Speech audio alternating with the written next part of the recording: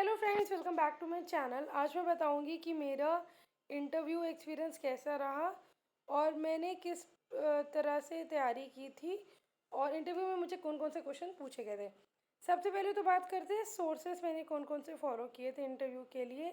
तो उसकी मैंने ऑलरेडी एक वीडियो बना दी है। इसी वीडियो के नीचे मैं उसका लिंक डाल दूँगी, आप ज़रूर उसको देखिएगा, डिस्क्रिप्शन बॉक्स में रहेगा और मुझे पूरी उम्मीद है आपको उससे बहुत हेल्प मिलेगा।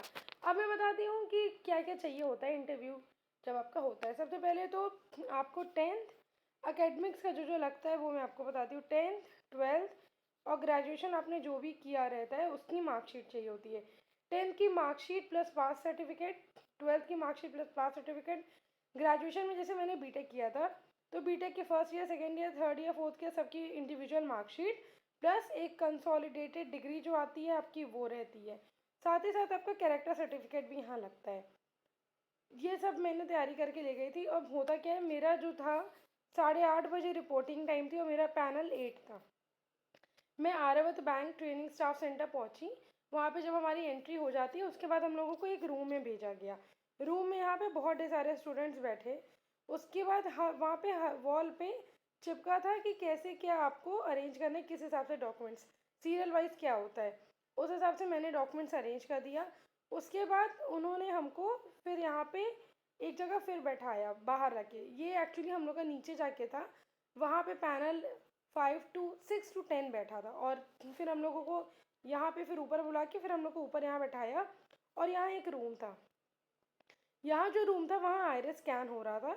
यहाँ पे 3 या 4 लोग बैठे थे। आप एक में जाते हैं, वो एंट्री पॉइंट होता है, फिर यहाँ एग्जिट पॉइंट होता है। दोनों आपका आइरिस स्कैन मैच होता है कि आप का कितना परसेंट है। मोस्टली सबका 90 के अबव ही आ रहा था, किसी का भी ऐसे आइरिस में दिक्कत नहीं होती है।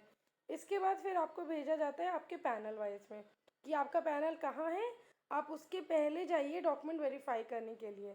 तो पैनल मेरा 8 था, तो पैनल 8 का जो डॉक्यूमेंट वेरिफिकेशन था वो एक रूम में था। मैं गई वहाँ पे एक सर बैठे थे यहाँ पे और यहाँ पे हम लोगों को फिर से बैठाया गया।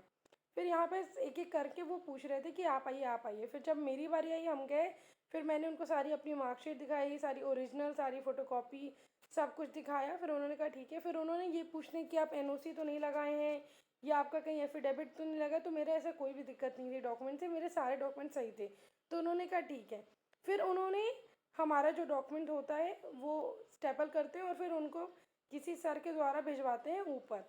फिर हम लोग ऊपर गए एक जगह, फिर हम लोग का फिर यहाँ पे बैठाया गया और इधर रूम्स थे। यहाँ रूम वाइज पैनल लिखा था, पैनल 8, पैनल 6, पैनल 5। और यहाँ से एक सर आके सबको कॉल आउट कर रहे थे जिन जिनका उस टाइम उनको बुलाना था, तो सबको बुला रहे थे। मेरा जब आया, मेरा पैनल 8 है, उन्होंने मुझे बुलाया, मैं यहाँ गई, मैंने एंटर किया। यहाँ पे मान लीजिए पैनल बैठा है और यहाँ पे हमारी चेयर है। यहाँ डोर है आपका, यहाँ से मैंने एंटर किया। मैंने उनसे पूछा मैं कम इन सर, उन्होंने कहा हाँ।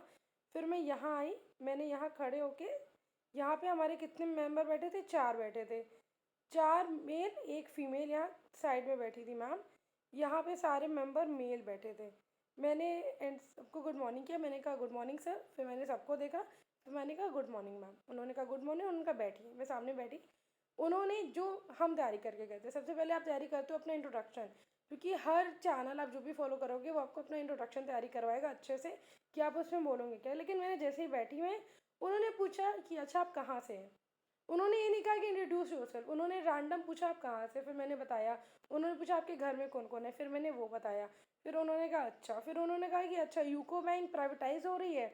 मैंने कहा सर अभी हुआ नहीं है, अभी बात चल रही है। उन्होंने हंसा और उन्होंने कहा यहाँ पे मेन बैठे थे, वो हंसे। उन्होंने कहा कि प्राइवेटाइज हो रही है, ऐसा लग रहा है जैसे बात चल रही है, तुम ऐसे कह रही हो जैसे लग रहा है शादी की बात चल रही है। फिर वो हंसे। यहाँ पे जो बाकी 3 थे वो भी हंस रहे थे सर।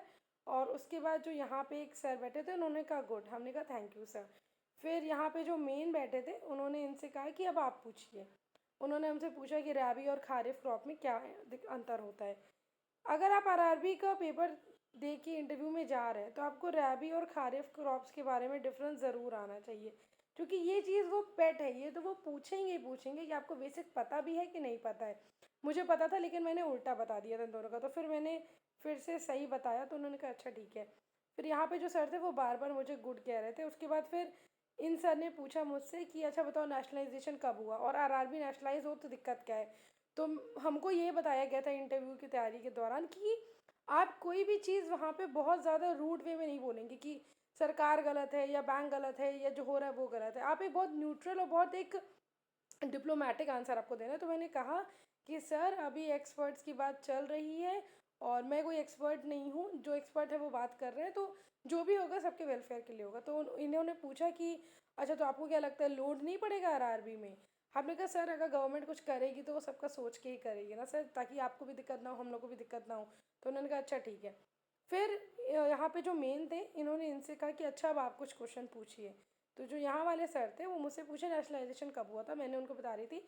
उसी टाइम पे ये दोनों सर आपस में बात करने लगे, ये सर उठ गए थे फ़ोन पे बात करने लगे थे और ये मैम ध्यान ही नहीं दे रही थी हम पे। ये मैम सिर्फ और सिर्फ अपने फ़ोन में बिजी थी। लेकिन पूरे टाइम मैंने सबके साथ आई कांटेक्ट रखा और मैंने बहुत ही एक काम पोस्चर में बैठ के सारी चीज़ें बताई। हम हड़बड़ाए नहीं कि हमको कोई ध्यान नहीं दे रहा है, कोई सुन नहीं रहा है। मैंने बहुत नॉर्मल वे में सारी चीज़ें उनको बताई। उन्होंने नेशनलाइजेशन का पूछा, फिर उन्होंने पूछा कि अच्छा आपकी हॉबी क्या है। तो मैंने हॉबी में डांसिंग बोला। उन्होंने कहा अच्छा आप डांसिंग के साथ सिंगिंग नहीं करती हैं। हमने कहा नहीं सर मेरा सिर्फ हॉबी डांसिंग है। उन्होंने कहा अच्छा ठीक है। फिर उन्होंने कहा ठीक है आपका इंटरव्यू हो गया आप जाइए। फिर हम खड़े हुए, उसके बाद हमने कहा कि thank you sir for a precious time. फिर मैं वापस आ गई। उसके बाद जब आप हॉल से निकलते हैं ना, ट्रस्ट मी ये मेरे लाइफ का पहला इंटरव्यू था।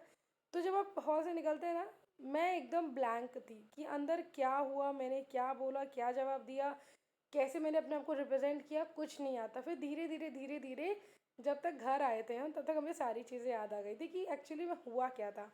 क्योंकि उस टाइम इतनी नर्वसनेस रहती है, इतना आप पैनिक करते हो। लेकिन आपको पैनिक करने की ज़रूरत नहीं है, आप बहुत काम रहो, बहुत शांत रहो, सारी चीज़ें बहुत स्मूथ होगी। अब ये चेक क्या करते हैं, ये चेक करते हैं कि आप डोर से जो एंटर कर रहे हैं यहाँ पे और जब डोर तक जाते हैं आपका बिहेवियर क्या है, आपका एटीट्यूड क्या है। आप एक इगोइस्टिक पर्सन तो नहीं है कि अगर वो कह रहे हैं कि नेशनलाइजेशन गलत है तो आप कहते हैं हाँ हाँ गलत है, सरकार गलत है, सरकार बुरी है। आपको किसी का भी साइड नहीं लेना है, ना सरकार का, ना बैंक का, ना कुछ का। और सबसे सही बात है आप एक्सपर्ट हो ही नहीं कि आप किसी का साइड ले पाओ। और उन्होंने अगर मुझसे बीटेक का पूछते, मुझे 4 साल हो गए थे बीटेक किए हुए, तो अगर मुझसे पूछे तो मुझे 2016 से 2016 में पास आउट हूँ। तो मुझे ऑब्वियस सी बात है कुछ भी नहीं याद रहता है बीटेक का, इतने 4 साल बाद नहीं याद रहता है। तो अगर वो मुझसे पूछते तो मैं तब भी उनको यही बोलने वाली थी कि सॉरी सर मुझे नहीं याद है इस टाइम। मैं उस टाइम वाइल्ड गैस या कि चलो कुछ भी बस बोलने के लिए बोल दो, ये नहीं करना है आपको। आप कितना ऑनेस्ट हैं, कितना आप ट्रुथ बोलते हैं वहाँ वो बहुत मैटर करता है। और अगर आप ऑनेस्ट है भी तो एक अच्छे वे में उस चीज़ को रिप्रेजेंट करिए। आपका केयरलेस एटीट्यूड भी नहीं दिखना चाहिए। आपको ये कभी नहीं कहना चाहिए कि सर 4 साल हो गए मुझे याद नहीं है, ये मत कहिए। आप सिंपल सा ये कह दीजिए सॉरी सर इस टाइम याद नहीं आ रहा है। ये एक डिसेंट और ये पोलाइट मैनर होता है। और ये आपको जो मैं नीचे सारे लिंक शेयर करूँगी उनमें है कि कैसे अपने आप को रिप्रेजेंट करते हैं। तो ये पूरा मेरा इंटरव्यू का प्रोसेस है, उन्होंने क्या पूछा क्या नहीं पूछा ये सब था। और मुझे 82/100 मार्क्स मिले थे इंटरव्यू के लिए। तो मुझे बहुत अच्छा लगा था कि ये मेरे लाइफ का पहला इंटरव्यू था और मेरा बहुत अच्छा गया था। तो मुझे उम्मीद है कि आप भी मेरे इंटरव्यू से कुछ ना कुछ सीखे होंगे और जब आपका इंटरव्यू आएगा तो आप भी उसको इम्प्लीमेंट करेंगे। और कैसे बैठना है, क्या करना है, कैसे जवाब देना है, ये सब आप सोर्सेज को देखिए जिनको मैंने फॉलो किया था, आपको भी बहुत हेल्प मिलेगी। और हाँ कभी भी वहाँ पे जो पैनल बैठता है उनको आप बेवकूफ़ मत बनाइए, फूल मत बनाइए। वो बहुत एक्सपर्ट बैठते हैं, वो उस फील्ड में बहुत एक्सपर्ट है। वो बच्चों को ऐसे यूं पहचान जाते हैं कि ये सामने वाला बंदा हमको बेवकूफ़ बना रहा है कि नहीं बना रहा है। आप वहाँ पे जो आपको पता है बताइए, नहीं पता है मत बताइए, सॉरी बोल दीजिए। लेकिन उनको बेवकूफ़ मत बनाइए कि आपको पता भी नहीं है और आप कुछ भी आंसर दे रहे हैं। तो ये बहुत गलत चीज़ है, बहुत ही गलत इंप्रेशन पड़ता है। प्लस आपकी पर्सनालिटी देखी जाती है, आप एक ऑफिसर बनने लायक है कि नहीं, आप प्रेशर हैंडल कर पाते हैं कि नहीं कर पाते। वो लोग आपको नहीं देख रहे हैं, वो फ़ोन पे बात कर रहे हैं, वो आपस में हंस रहे हैं, तो आप इस चीज़ को कैसे हैंडल करते हैं। ऐसा तो नहीं है वो आंसर पूछे और आप रुक गए। तो ये सब चीज़ें बहुत मैटर करती हैं आपको। मैं भी इंटरव्यू देख के आई थी, मुझे लगा था कि वो लोग हंसे, वो लोग बात कर रहे थे तो मेरा अच्छा नहीं गया। लेकिन बाद में मैंने अपने सीनियर लोग से पूछा और भी 2-3 एक्सपर्ट लोग से पूछा, टीचर से पूछा, उन्होंने कहा नहीं वो सिर्फ तुम्हें डिस्ट्रैक्ट कर रहे थे। वो देखना चाह रहे थे कि क्या तुम उस प्रेशर को या उस चीज़ को हैंडल कर पाती हो कि नहीं कर पाती हो, कि तुम्हें वो अवॉइड कर रहे हैं। और तब भी तुम आंसर दे रही हो सही कि नहीं दे रही हो, तुम खुद में सही हो कि नहीं हो। तो ये सारी चीज़ें बहुत मैटर करती हैं। तो जो भी था मैंने आपको बता दिया, होप आपको बहुत हेल्प मिली हो। Thank you, bye.